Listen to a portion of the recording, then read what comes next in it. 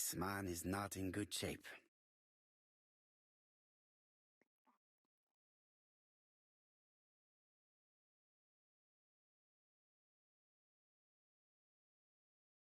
He is worried and very tired, and other police have been hard on him.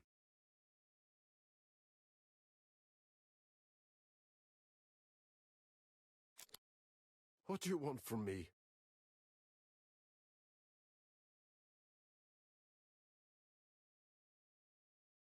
Good day, ABC. Do you know who I am? Someone who's got it in for me. I am Hercule Poirot, and I want nothing other than the truth. Ah, you're the detective. Why did you send me a letter before each crime? Why all these questions? When are you going to stop pestering me?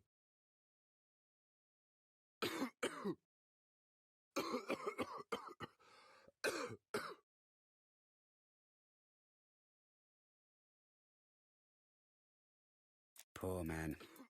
If only I could help him.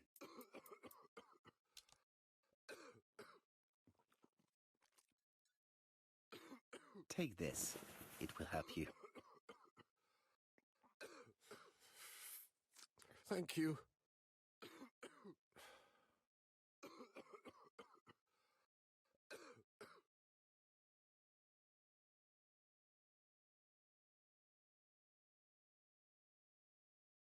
Oh, good God, my shirt is covered in blood again.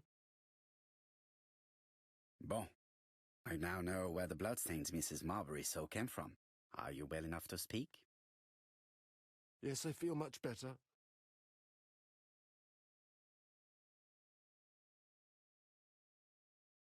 Yes, I am the person you have been sending the letters to. I didn't write these letters. I've already said so.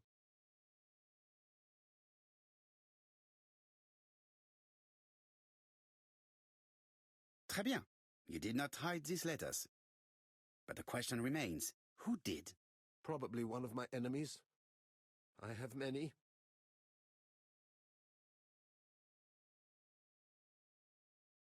I do not believe that you are capable of murder, Mr. Cust. I hope not.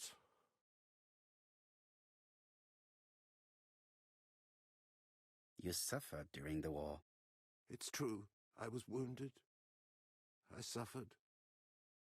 But the army was the only place I didn't feel inferior. No questions. Just orders to follow. But ever since you were wounded, you have absences, bouts of amnesia. And headaches. Professor Clark treated you. Yes, a few years ago he really helped me with my burned throat.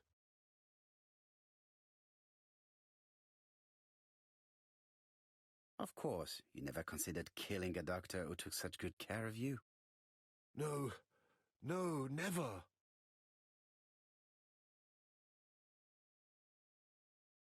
Do you deny being at the scene of the crimes? So? There was no harm in being there. It was only for my work. You were seen at all the crime scenes. Yes, I was. I travel a lot, but not for pleasure. I am terribly unwell in trains. But I had to respect my engagements. My employer gave me very precise written instructions about the towns I had to visit.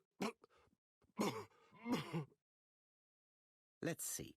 The company you claim to work for, Silky Legs, has never heard of you.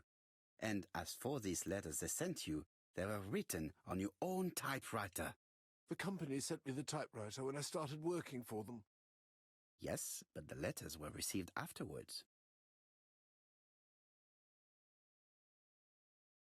So it would appear that you typed them before sending them to yourself. I don't remember.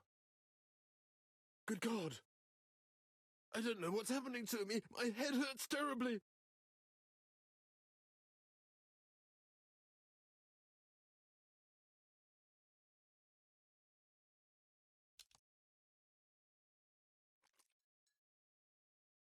Take this. It will help you.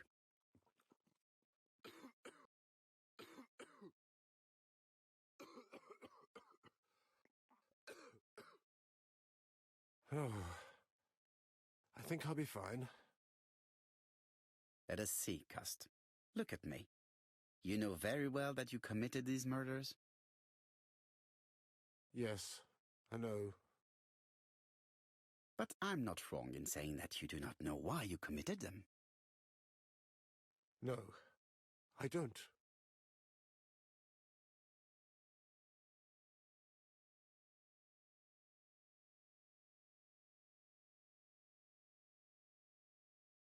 Let us leave Cust alone. He's at the end of his tether. And what conclusions have you drawn? Plenty. It might help us to understand him a little better. Let us now try and get our brain cells to work.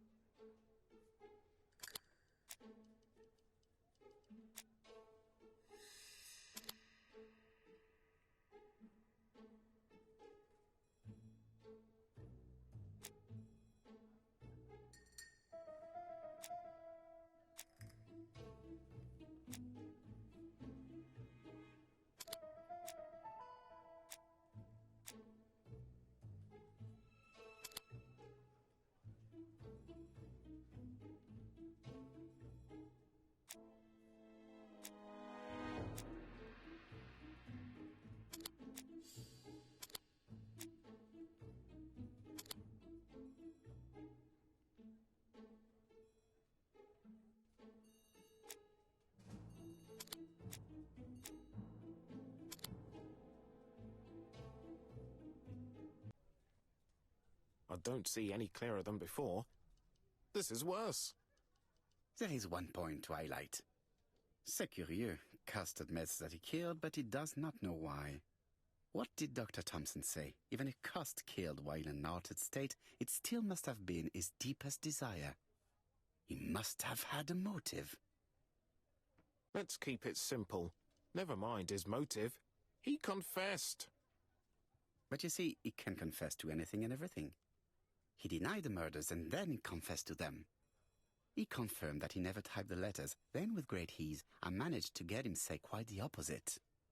Come on, he behaved like a guilty man. He lied to his landlady. Because deep down he believes himself guilty. From the papers he noticed that he had always been at the scene of the crimes. He must think that he killed and then simply forgot what he had done. How can you be so sure? Let us look at his psychological profile. You will understand my point of view. Let us now try and get our brain cells to work.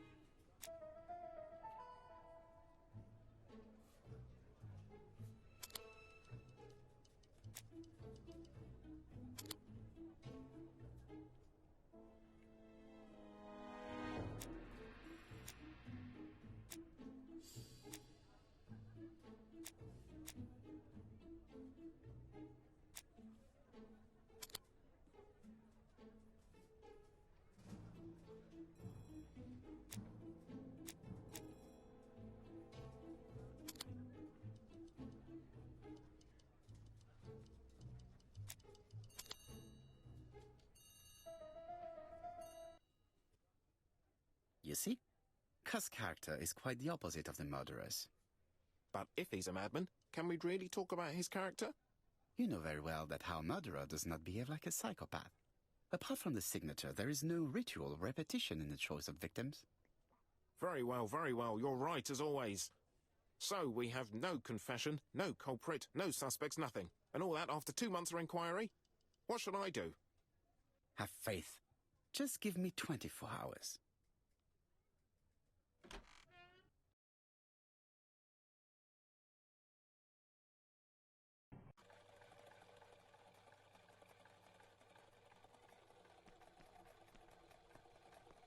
To Whitehaven, please.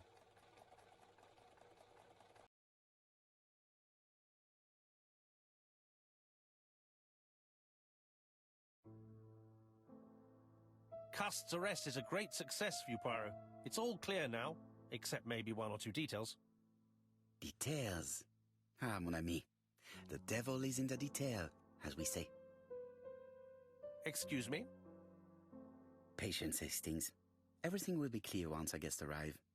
Best be prepared. Slip a revolver into your pocket before they do. A revolver? But Poirot, what are you afraid of? Trust me.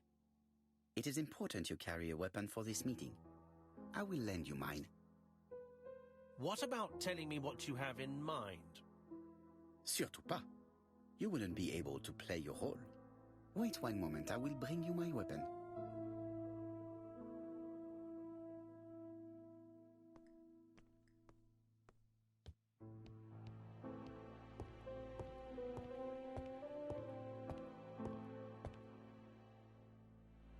The white ammunition are blank cartridges.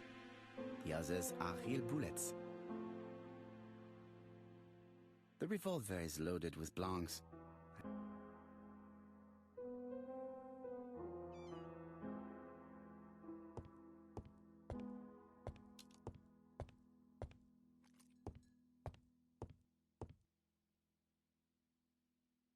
Voila, I entrust you with my weapon. It has hardly been used, it is almost new.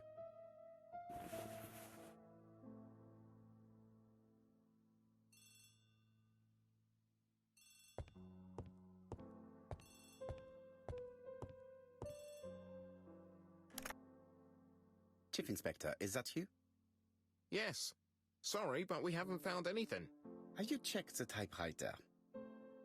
And the packaging, the letter, and the ribbon reel. We've only found prints left by Cust and his landlady. Well, never mind, I shall make do. So, are you still going to hold your meeting? Of course, Chief Inspector. I can hear my guest coming up the stairs. Why have you brought us here, Mr. Poirot? Since Cust's arrest, I thought it was all done and dusted. Miss Gray formally identified him, as well as Miss Barnard. Yes, and the stockings he sold are of the same brand as the ones found at my aunt's. This is all true. However, a case is not closed if some questions remain open. And one question is, why did the murderer send me his letters? Why did he challenge me, Hercule Poirot? Perhaps he wanted to play with you, to taunt you. Xenophobia? Maybe he didn't like you because you're foreign. I may be wrong, but maybe by provoking you, he was looking for glory? All these theories should be studied. Let us now try and get our brain cells to work.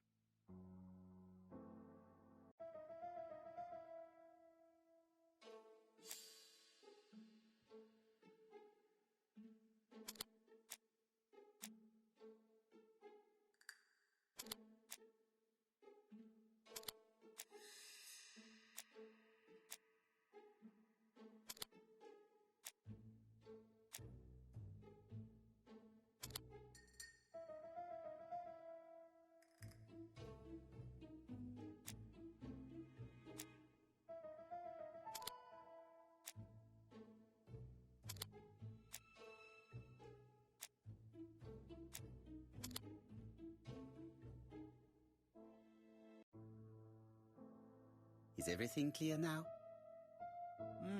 You might like to explain your reasoning again. Of course. First of all, remember that the murderer made it a rule to always post his letter before the murder. He never digressed from that rule. However, in Churston, he encountered a problem. The village has only 500 inhabitants. With advance warning, it would be easy to arrest him. Therefore, the murderer delayed his letters deliberately with the wrong address. The plan wouldn't have worked if he'd sent it to Scotland Yard or the papers because everybody knows their addresses. The mistake would have been corrected and the letter would have been on time. That is why the murderer chose me as the recipient.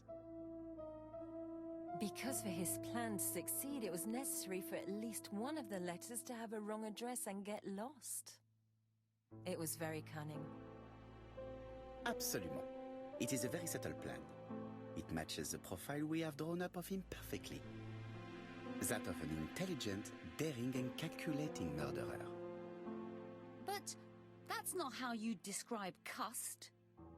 You are quite right, mademoiselle. Like you, I find it hard to believe that this dull character is the clever murderer we are looking for. Do madmen... I mean, if he's mad, he might have two very different sides. No doubt. But the murderer is not mad. All the specialists agree that he does not have the profile of the psychopath. But if Cust is not guilty, how do you explain his presence at the scene of the crimes? Mr. Clark, the answer to your question is in the medical records of your brother's patients. Documents which Cust most certainly did not have access to. Let us now try and get our brain cells to work.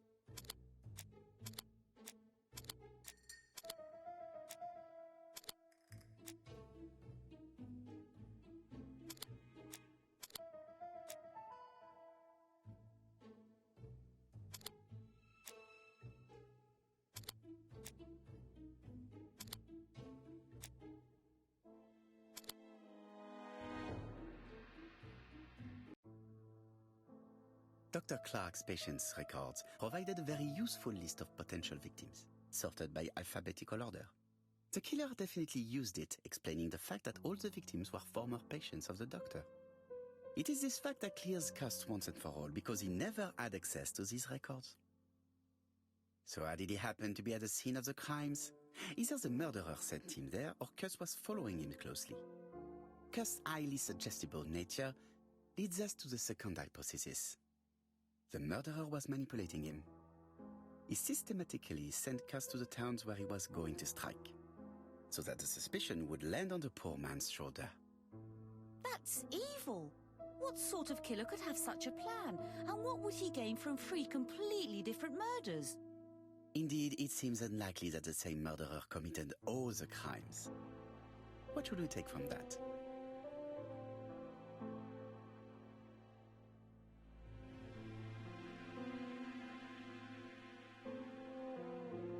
Just one murder was of benefit to the murderer. The others were just diversions. On reflection, there is only one conclusion. The murderer killed once out of interest and twice to divert our attention. This reasoning points at 2 potential culprits. Franklin Clark. Donald Fraser? Yes, mademoiselle. That's good thinking. Mr. Fraser may have killed Betty out of jealousy. Mr. Clark may have killed his brother in order to inherit his large fortune. Both have a motive. But Donald did not have access to Dr. Clark's records. Please allow me to disagree with you, mademoiselle.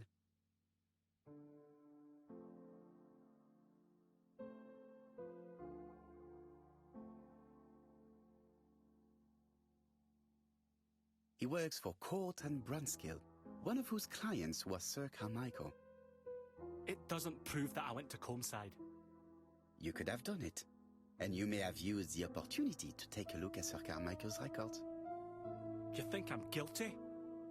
You or Mr. Franklin Clark? That's ridiculous. Both of you have a motive.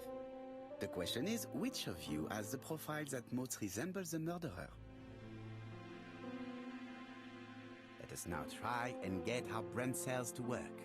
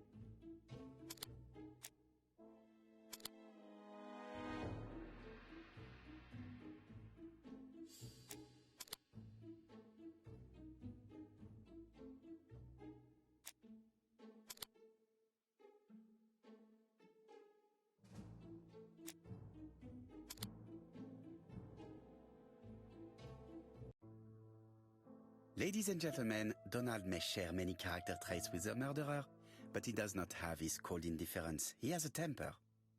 It is hard to imagine him planning anything. Also, jealousy is his motive, and crimes of passion are rarely planned. Right, I suppose it's my turn to be subjected to the same scrutiny. Absolument, Mr. Clark. Let us now try and get our brain cells to work.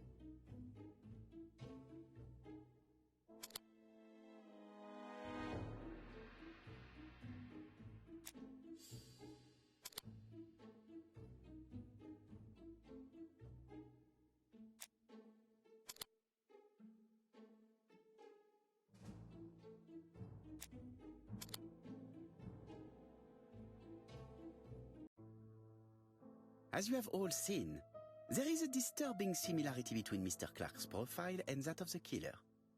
In actual fact, it is exactly the same. Mr. Poirot, your psychological studies are interesting, but your conclusions do not add up. Why would I have wished my brother's death? The inheritance is lawfully mine. I just have to wait.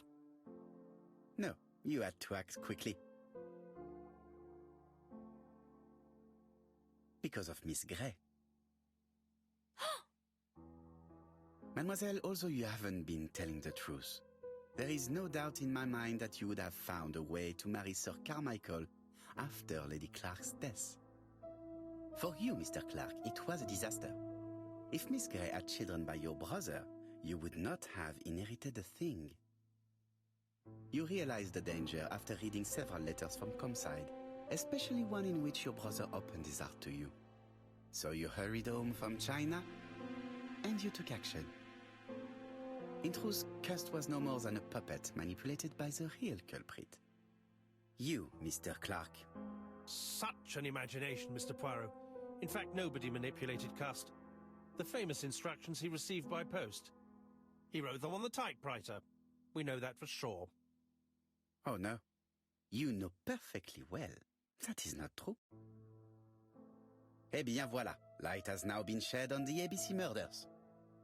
Your theories are ingenious, but you haven't any proof. One point to him. For the moment, I have no material proof. Either I admit to it, or I bluff.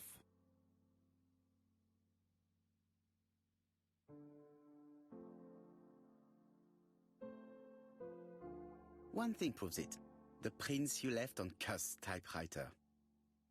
Enough. Oh, of course you wiped the typewriter before sending it. But not carefully enough. Scotland Yard has found your print along with those of Cust. I understand why you never wanted to lend me your new typewriter, and why you were searching through your brother's things. And the hole you dug on the moors. What did you hide there?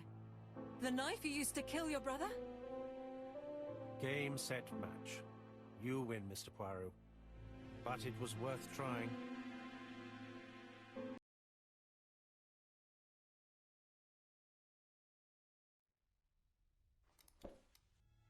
Don't come near me! I'll never let you take me, Mr. Poirot!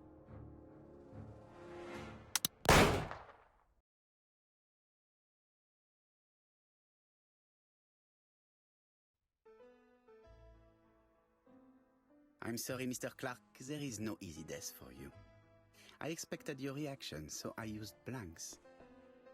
I'm sorry, mademoiselle, but your second chance has been lost. Franklin Clark will never inherit his brother's fortune.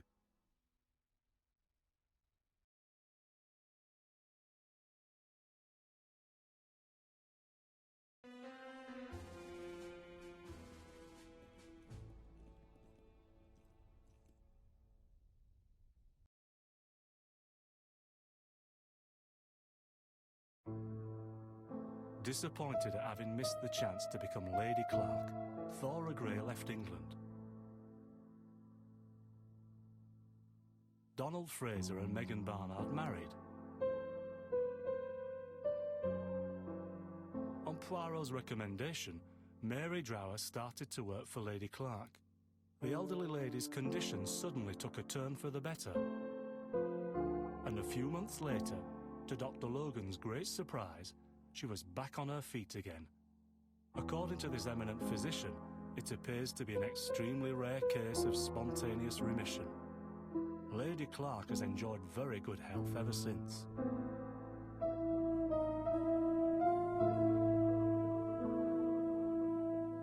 Journal of an Innocent, the incredible story of ABC. As for A.B. Cust, after being advised by Poirot, he made a great deal of money by selling his story to the press. And as for me, and with business booming, the Black Swan has become the #1 tourist attraction in the whole of Yorkshire, even more popular than York Minster.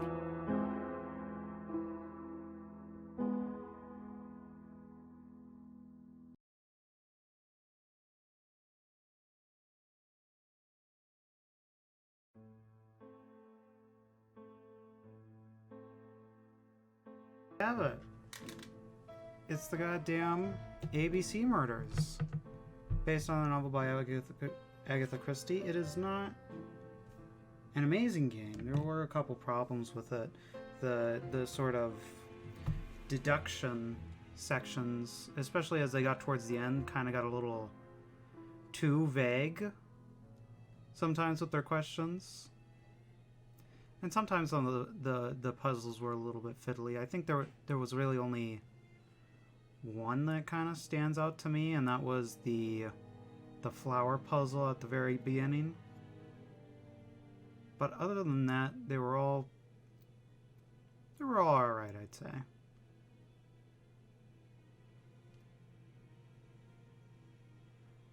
And the only really problem I have with judging the game is that I haven't actually read the ABC Murders. It's something I still need to do. So I couldn't tell you how well it was based off the book. It did seem that there were a couple of weird translation tidbits in there. I'm not sure. It looks like... Let's see if we can get a good read. It looks like this was an Italian game, maybe?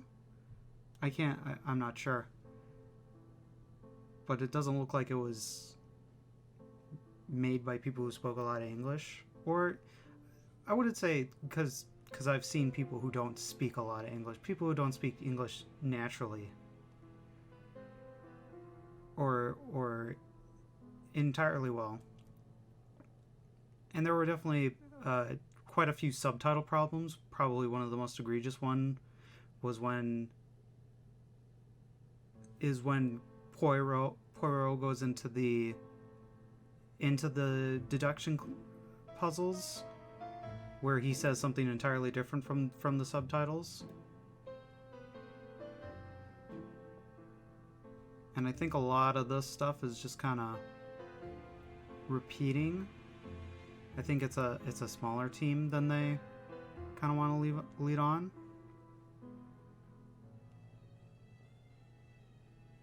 How many voice actors do we have in English? Not too many.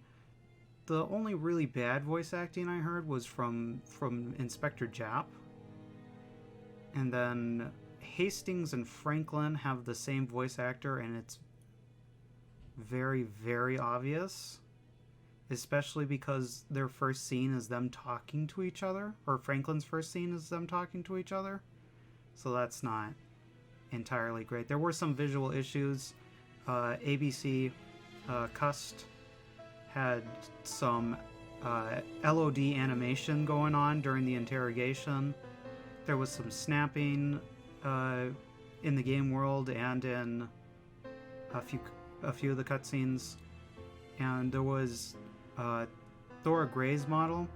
I guess it was a very bad coincidence with the lighting engine, which is usually handled pretty well. I think the lighting engine and the shaders are done pretty well. It was just not her first scene. It's the second time we talked to Thora. She's just got this big seam down her face, and you can't unsee it. Especially because you have to look specifically at her. It is derivative of the Sherlock games that we're going to play later, but what I really like about this is when we get to the Sherlock games, you're going to notice that they're very, very, very Victorian London, where it's just all shit. Like, all the time. Like, in the Sherlock games, we're going to have to try to figure out if somebody was stabbed to death before or after they got, like, hit by a train and then picked apart by street urchins for lunch meat.